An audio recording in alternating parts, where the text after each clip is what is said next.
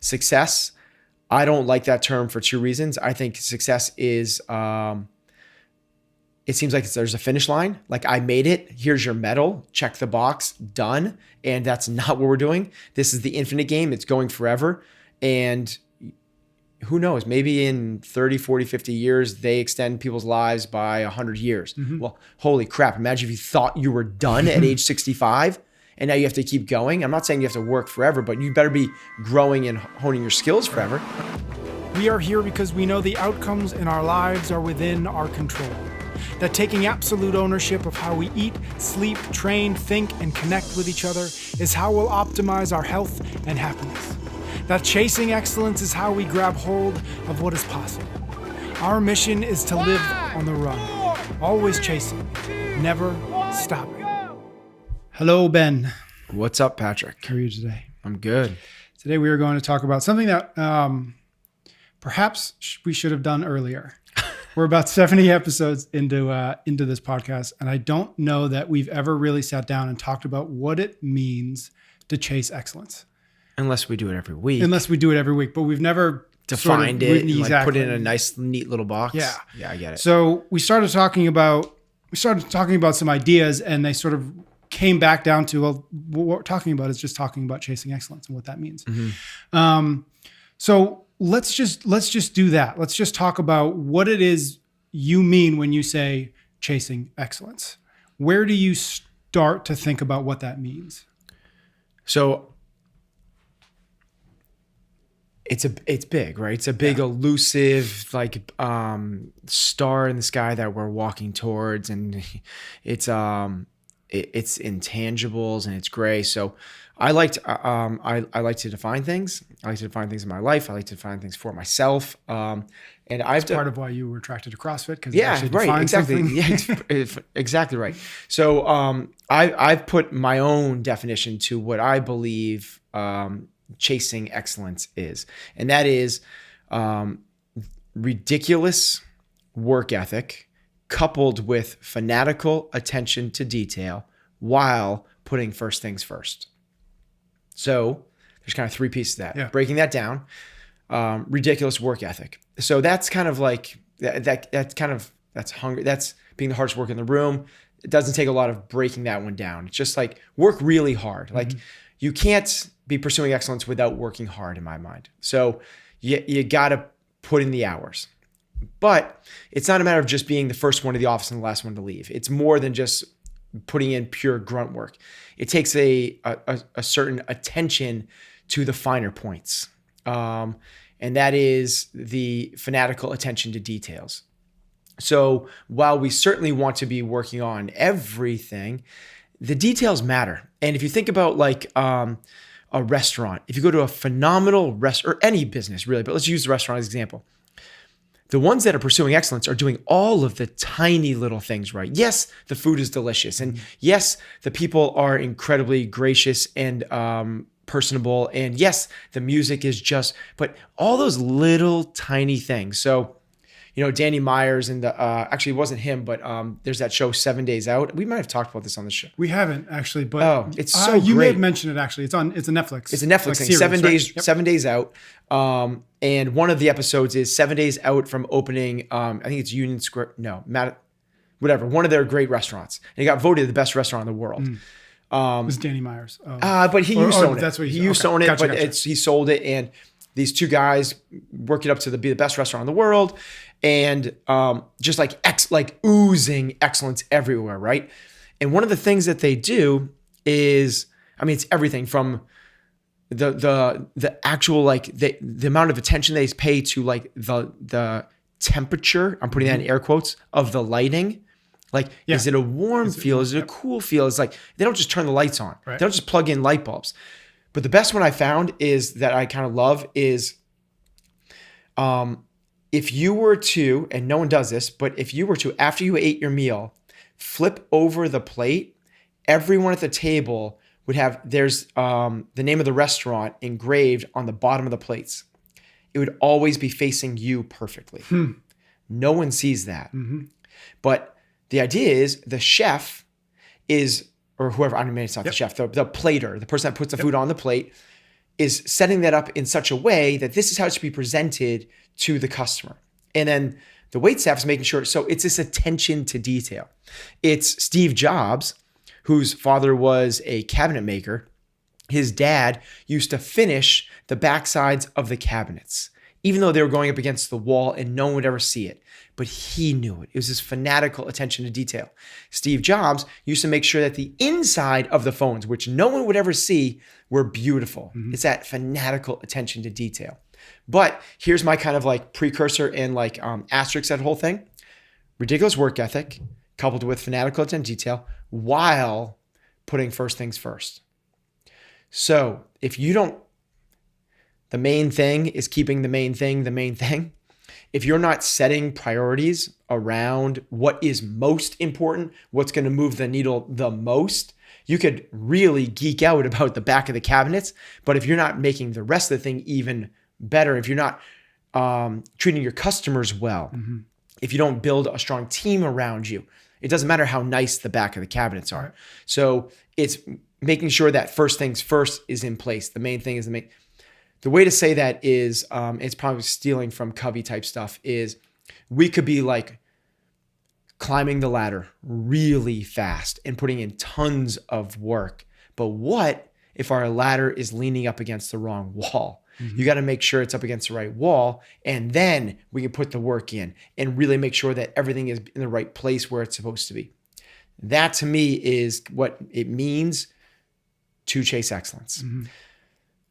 The thing that we do personally, we do from our business to make sure that we're putting first things first is we prioritize our areas of focus. And that is first and foremost is our team, our staff, our employees. Those are the most important people that we're going to put our fanatical attention to detail and ridiculous work ethic towards. We're going to develop and give them everything we have. Our second area of focus is our members, delivering them the best hour of the day. This was a paradigm shift for me a few months or a year ago or so, where that shifted, because I used to think customers are always right and all that stuff. I've since realized it's about developing the team first. So having these priorities in place really helps dictate for us how to chase excellence. Our third one after our team and after our members is our community. And that is both the local community, the neighbors on our streets, both the greater community, Natick, the town that we are in. I'm speaking about the gym business. And then bigger than that is the CrossFit community, and delivering and make sure that our reputation and people feel good about us in their community. Our fourth after that is our partners. So it's our vendors, people we do business with, like Noble and Fuel Fire and Killcliff and Ascent Protein and Paleo Power Meals and things like that. And then last on that list is profits. And I know you like this term, but the idea behind that is, if we're playing the infinite game, if we're playing the long game, that makes a lot of sense. Because if I put my resources, my time and my energy into my team, then my members will have a better experience because we have right people leading it. And if that happens, and we take care of all those things in order, the profits will take care of themselves for the long haul. But if we flip the script, which everyone on Wall Street has to do, because they're playing the finite game with an endpoint, which is quarterly earnings. They have to report their quarterly earnings. If they don't match expectations, the value to their shareholders falls. So they are playing a very, very different game where profits has to be number one. It doesn't have to be. Some people are playing the infinite game. Apple Computers being one of them has figured this out. But that to me is like what chasing excellence means.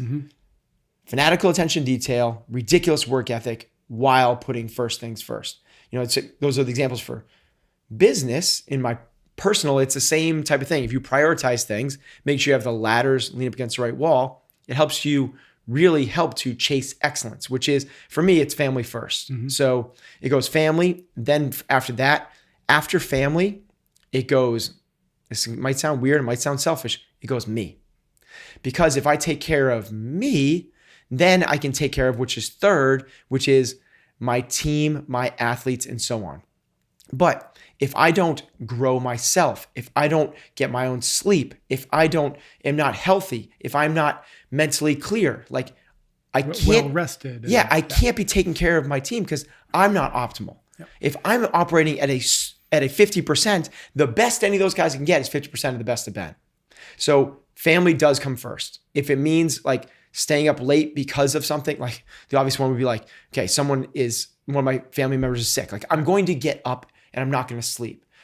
But after that, it's taking care of me. Then it's taking care of my team and my athletes. And then after that, it goes business and so on. Mm-hmm. And for me, this is just me, but profits, economic gain, and all that stuff it's not even on the list. Mm-hmm. I mean, it's about like, I just don't even, I haven't checked my bank account in over a year. And that's not because I'm super quote unquote successful. It's because I don't care. Where to begin? That was a lot. The first thing that popped into my head is we just had a conversation in a previous episode about the changes of CrossFit and the CrossFit Games, and one of the things you said when you were talking about the sort of the infinite game and the finite game. What popped in my head was because Coach Glassman is not financially beholden to anybody, he gets to make decisions that, sort of as you alluded to, in the short term are going to be tough. Yeah, and they are tough. Because he's flexible enough where he's got the freedom to say, I'm not doing this for next month or next year. Even if we take a hit, I'm doing it for 5 years, 10 years, 12 years from now. So for whatever reason, I wanted to mention that. The question that I have is, or more the sort of trying to peel it back a little bit is what's more important to you or to this idea? Is it the excellence or is it the chasing of excellence? So you've defined excellence nicely. Yeah. But I know you well enough to know that you're not, well, maybe it's a better question is where, when you think about it, what part of that are you really thinking about? Yeah. So, I get excited about that question. So it's not about being excellent because excellent is an arbitrary term. What is excellent to you is not what's excellent to me. What's not excellent to me in 5 years. So it's relative to where you are right now.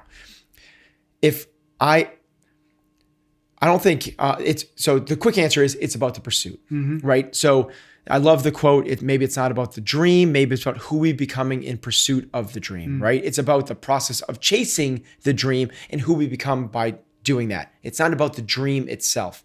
So we're always a work in progress. And it's about the pursuit as much as it is about excellence. And you could almost fill in a different word and just be like, just chase, just go.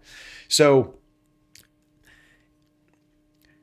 we're in a really different position than we were 5 years ago. Well, 5 years from now, we're going to be in a really different position. I hope. My nightmare is that 5 years from now, I'm in the same spot.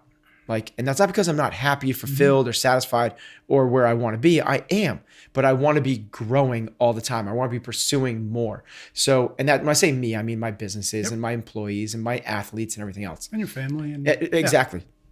So it's this constant chase. It's this constant pursuit. It's which means by default, you're constantly in a bit of a struggle. You're constantly stretching yourself to learn. You're not complacent, in that spectrum of complacency to excellence. They're at opposite ends. Complacency is like, we built it. Hopefully they come and they show up. Turn the lights on, turn the lights off. We open the doors and they walk in. Whereas competency is somewhere where in the middle where you have some level of skills, you care, but you're also probably don't have a lot of awareness in the shortcomings. You haven't put the effort in to figure out where it is you could do better. And if you find something that would take a lot of effort, you kind of are really weighing and measuring if it's worth it. Excellence is, we've already defined it, that constant pursuit, that strive, that work ethic, that digging into the details of everything, while figuring out what's most important and going to move the needle the most. I strongly believe it's about who you become in chasing excellence or success or happiness or whatever it is those things are. It's not about becoming it. And, the Vince Lombardi quote, which, gentlemen, we will chase perfection knowing full well it is unattainable. But if we chase perfection, we may harness excellence. I kind of like that. I think he's using those terms a little bit differently maybe than I am, but that's kind of the idea. Like chase something that you'll never get to the finish line. You will never, ever get there. It's a constant moving target. And we kind of know this in terms of goals, right? So we've talked about goals on this podcast before and how whether you like it or not, they're a moving target. And we've seen and we know that happiness is not on the other side of goal achievement. So when people get out of school, they want to get a job, right? And they get a job and they're like, I'm going to climb the corporate ladder. And when I make $100,000 a year, I will be quote unquote happy or successful. And then they reach that milestone and they're not, maybe they like go out and celebrate with beers with their buddy for the raise or for hitting that milestone, but it's short-lived and it's gone. It's fleeting. That happiness does not last. And they very quickly, depending on the goal and depending on the person, very quickly recalibrate their goals for another horizon that they're going to shoot for. And they're going to try and make $250,000 and then more and more. So it's happiness is not on the other side of achievement. So what we need to be able to do is find happiness or fulfillment or whatever that might be in the process of chasing that goal. So the chase of betterment itself is actually what we should be striving for. That's what we're trying to do, is try to become the person who tries to become. Mm-hmm. That's a pretty big mental unlock for people once they figure that out. But it's hard to figure that out. It's hard to figure out that what the goal of all the effort isn't the accomplishment. Because what that says is you're never done striving. You're never done working. You're never done putting fanatical detail or paying fanatical detail to whatever it is you're doing. And a lot of people, that's a frightening prospect, right? The idea of school is to get done with school for a lot of people. Right. How did you, maybe is a better question, how did you start to think about the chase being more important than, again, we can use whatever word it is on the other end of that. It's success, it's fame, it's money, it's excellence, whatever it is. How did you start to think about the chase being more important than the result? I think we've been lied to. I think that society has sold us a story that's not true. The story they've sold us is if you go to school and you get good grades, you'll get into a good college and university. If you succeed at that college or university, you'll get out and you'll get a good job. If you succeed and you get a good job and you work hard there, you'll get the house in the suburbs with the BMW, the pretty wife, the white picket fence, and the 2.5 kids or whatever it is. Mm-hmm. Then you'll live that happy life and retire at age 65 and kick it in Florida until, till you kick it. You kick it till you kick it. Man, that's sad to me. That's just like, so what do we, by that definition, the thing that we're waiting for is until we can kick it till we kick it. So we're deferring everything, that happiness, that fulfillment, we're deferring that finish line till we're 65. And then when we're 65, if we haven't paid attention to the right things and checked if the ladder is up against the right wall, when we get to 65, we don't have the things that might actually lead to fulfillment. Instead, what we've done is we chased society's definition of success, not our own. So I think what we need to do is peel that back a little bit and say, let's remove that word success, because success is like, when people hear that, I know like, okay, maybe you're more enlightened than the rest of us. Most of us, when they hear the word success, a dollar sign pops up. Mm-hmm. Wow, that's sad. Because there's been studies that show, and I don't know how that after, and I'm sure this has a lot to do with where you live. And obviously if you're, in a rural area and that versus in, Silicon Valley or New York City. But there's studies that show that once you reach $70,000, you don't get any more happiness from income. That's enough to pay for all your necessities, and anything after that does not buy happiness. What creates happiness, and I'm not even a fan of the word happiness, we can talk about that in a second, but what actually does is experiences and relationships. And I'm not talking about vacations when I say experiences. I'm talking about mostly growing and becoming something better. That's what this is about. It's about you grow as a human being. That's what we are put on earth. We are put here to evolve and become something better than we entered. Every single generation in the history of the world has left the world. That's maybe this, but over the long enough timeline, right? Maybe it's like, I get it. Like some people left in the middle of a world war. That's not great. But over a long enough timeline, the world continues to be a safer, more productive, better place to live. There's less disease, there's less war, there's less violence. We have never lived, and I know it doesn't seem like it, we have never lived in a safer world than we are right now. Now, it doesn't seem like that because somebody gets stabbed, for 6 hours away, and you hear about it immediately. That didn't happen. Something happens across the world, and you hear about it immediately. That just didn't happen. What's happened is we've connected more, information shared more, so it seems like we're not there, but we are. This is the world has never been a better place to live than we are right now. If we chase the happiness, not if we chase it and we don't just look at there's these milestones to get to, and there's what happiness is going to be. I got into college. I got the job. I got, retired. Like, that's a sad thing. Let's find joy in the pursuit of it.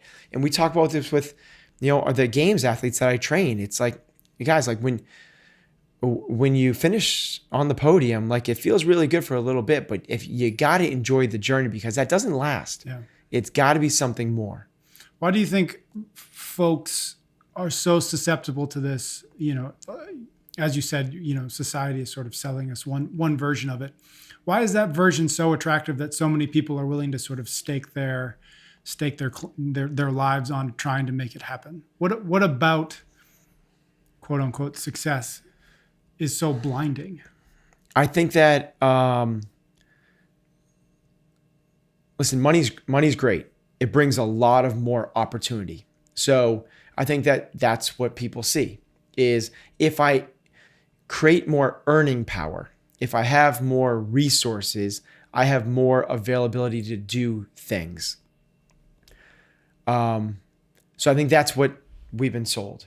You can buy a nicer car, take nicer vacations, get a bigger home, have all better clothes and better pocketbook, and your status will grow and other people will look up to you. But they're not figuring out what makes them happy. I feel like we've been sold that story over and over again through early on. That's the message we've been told. That's why you should get good grades, because you're getting a good college. The whole thing is in line. Instead of what sets you on fire, what really makes you happy. When you get to the end of your days, what are you going to look back on? Are you going to look back and have a really fulfilled life? Or did you just were you a leaf being blown in the wind by someone else's? So it was someone else pulling the strings and telling you this will make you happy. We were talking before we started recording about Bodhi, and he's about to turn 8. He's your son. 7. He's about to turn 8, or is he? He's about to turn 7. He's about to turn 7. Yeah. And we were just talking about sort of like him becoming a real person soon. Yeah. How are you going to make sure as he becomes, 7, 8, 9, 10, 14, 15, how are you going to make sure that he sees chasing as the goal and not success or fame or popularity or whatever? What is it that you can do? As you said, it starts really early. So that means you have to start to combat it really early. Right. So how do you do that? How can we do that in a way to at least balance out that message that he's going to receive and that all our kids are going to receive as they get older, so that at least they're exposed to the notion that there's that you can try to get to, or there's this other path. Well, it's funny. There's Bodhi, who's like entering this, and then there's Maya, right, who's in college and is like, that's like the smack. So Maya was, Maya, and people that maybe have listened to this, I've met my stepdaughter Maya, who's a freshman at college, and man, like, she's the real deal. She's a phenomenal human being, and I thought that like she just like got this. I totally thought she got it. Yeah. But being in college, she's wrapped into it, and like this person that like is so fulfilled by teams and people and loves like athletics, like insanely, like captain of 3 sports, like on all these leadership things. She's getting pulled into like, she's like, I think I want to do investment banking. And it's like, and I'm for it. I'm going to support, if she wants to do it, I'm supporting it, because I think that any experience you're going to learn from and grow and be better for it. But man, it's like, I know why she's thinking that. I don't know. I have a hunch why she's thinking that. It's because, and she talks about it. She's like, I can make so much more money if I go into investment banking than if I become a coach.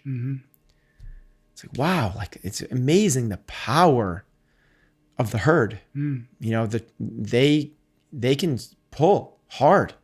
So I don't know if we can combat it. I think that because I thought we were doing it with her. Right. I still don't know what she'll do. And the problem is you let her go to college. Right. That was the mistake. Well, here's the thing we could take a real tangent here about college, but my real quick tangent would be I would wager to bet that 50% of colleges don't exist in 15 years. Yeah. I would probably bet earlier than that. Yeah. But yeah, I'm with you on that. It used to be a massive competitive advantage, and that's why people need to go to college. When you heard in our generation, like, he dropped out of college. Like, what'd you think? Yeah. Like, substance abuse issues. Right. Now you hear like, he dropped out of college. What do you think? You're like, started a business. Yeah, exactly. So he started a business. He's an entrepreneur. He's too smart for college, too better.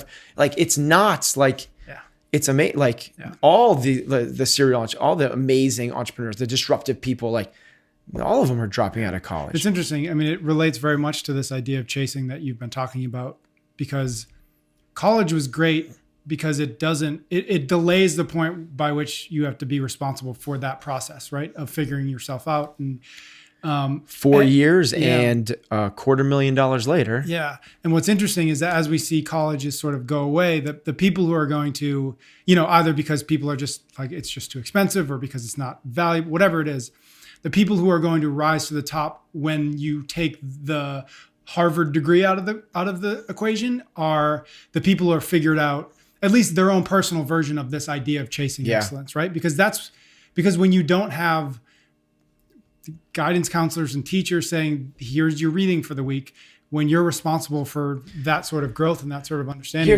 Here's that thing on the college. I love that. Is like, imagine like if I was hiring somebody and someone was like, I spent last 4 years at Boston College, great school. Yep. I was a marketing major at Boston College. Like, cool. Imagine somebody else said, like, I spent the last 4 years traveling around the world. I hit 72 different countries, and I have 8 to a year's worth of experience at these 4 different companies where I was in marketing. These 2 as interns, these one as a marketing admin, and this one was I was director of marketing for social media for this brand. Yep. Or I started my own marketing company while I was in Bali. Yeah, and you can do that. Like it's going to go away, because if people want to learn and become an expert in something, they're not going to get it through a gen ed at a college where they're learning about history and all these other things. They're going to become specialists earlier, just like they have in athletics, where kids are now being recruited for D1 schools in 8th grade. Well, it's going to be the same thing through this business type thing and we can, pros or cons on both sides, right? Like, of course, you're going to miss the experience and all the growth of socialization and the amazing experience that is college. I'm not against college for college's sake. actually I am against college for college's sake. I'm not against college for other reasons, like the emotional growth and the friendships and the social experiences, and allowing yourself those 4 extra years to figure out what you want to do and all those things. But to pull it back a little bit, I think that if somebody early on can figure out what makes them fulfilled, and to me, it's, we kind of bounce the word between like 3 words we kind of use, just like success, happiness, and fulfillment. Yeah. Success, I don't like that term for 2 reasons. I think success is, it seems like there's a finish line. Like, I made it. Here's your medal. Check the box. Done. And that's not what we're doing. This is the infinite game. It's going forever. And who knows, maybe in 30, 40, 50 years, they extend people's lives by 100 years. Well, holy crap. Imagine if you thought you were done at age 65 and now you have to keep going. I'm not saying you have to work forever, but you better be growing and honing your skills forever. Right. I think it was Peter Drucker. I think the management guru author, I believe, I'm not sure about that. He's an author of, I believe it's like 3 or 4 dozen books. Phenomenal, like the most respected guy, one of the most respected guys in business thought leadership, and certainly the father of modern management. Let's say, I don't know the number. Let's say he wrote 30 books. I believe it was something like 25 of them were written after the age of 65. Yeah. Whatever the numbers are. Yeah. Is that, am I getting that right? Is this Peter Drucker? Enough. Yep. Is it Peter Drucker though? Yep. Yes. Isn't that so cool? Yeah. Like, talk about a guy that was like, I'm not done. Like, it's about continuing to go. Like, if we all had that approach forever, like, why wouldn't you try and learn a language at age 55? Like, yeah, let's learn to play guitar. Let's pick up CrossFit at age 70. Like, it makes sense. Like, all those things. Like, it's about betterment. It's about this. So kind of pulling back to success. So there is no finish line. So you're not check the box, I'm successful. You're continuing to grow and make it better. The other part of that is like, it's society's definition too much, which is monetary. And oh my God, like, I just know too many people with the inverse relationship between happiness and money. So that leads us to the next one, which is happiness. I'm not I like happiness better than society's. So like on the spectrum, like that's better for me. Chase happiness over quote unquote success. Now, the problem with happiness is there's bad days. Like, what if you have a bad day? What if your dog dies? Right. Like, you can't be happy then. So it's like, I'm chasing happiness and I'm not happy. I don't like it for that reason. Also because like, well, me getting up at 5 a.m. doesn't make me to go to the gym. I'm not happy there. What's making me happy is staying underneath the covers. Me pounding away on this project and getting in front of that group for a group presentation, I'm scared of that. I don't want to do that. It doesn't make me happy, so I'm not going to do that. Right. Because being uncomfortable rarely makes you happy. Yeah, but exactly. Being uncomfortable is necessary for growth. Boom. Yeah. Love it. So we need another evolution. So it's not success. It's not happiness. I believe the better term that we should be probably chasing is fulfillment, / excellence, if you want to put that word in. But fulfillment is a little bit different. Fulfillment is when I look back on what I've done. Man, am I proud of that. That to me, so if you can have hindsight in the present moments, meaning at the end of my season, career, life, when I look back on this, am I going to be really happy with the work ethic I put in, what I was focusing my attention on, and meaning in terms of the details, and was I pushing the right levers? Am I chasing the right things? Was my ladder leaned up against the right wall? That to me is fulfillment. So if you're Viktor Frankl, put in a concentration camp for 4 years, man, like really tough to like be happy. Yep. But you can be fulfilled because what he said was, when I get out of here, I'm going to use this experience to help teach so many people about this. While I'm here, I'm going to help as many people as I can. And then you find purpose in the moment. I really like his definition of purpose because I think a lot of people are like, I got to find what's the meaning of life, and I got to find purpose in what I'm doing. I have to find my passion. my take on that is you find it in the moment. There is not one person has one calling, one purpose, one passion. It changes throughout. This is a little bit Michelle Obama type stuff. Her thing is she hates the question of like, what do you want to be when you grow up? It's a finite thing and it's one. And once you become it, once you're a doctor, you're done. I'm a doctor. I'm a lawyer. I'm done. I'm going to be a professional baseball player and I'm done. Well, can't you also, after baseball, be a father and pour your heart in that, and then an entrepreneur, and then a mentor and a leader, and then a philanthropist? Wow, I butchered that word. That was good. Philanthropist. Yeah. Can't you be so many different things? Like, it's never about being, it's about becoming. It's about what you become in the process.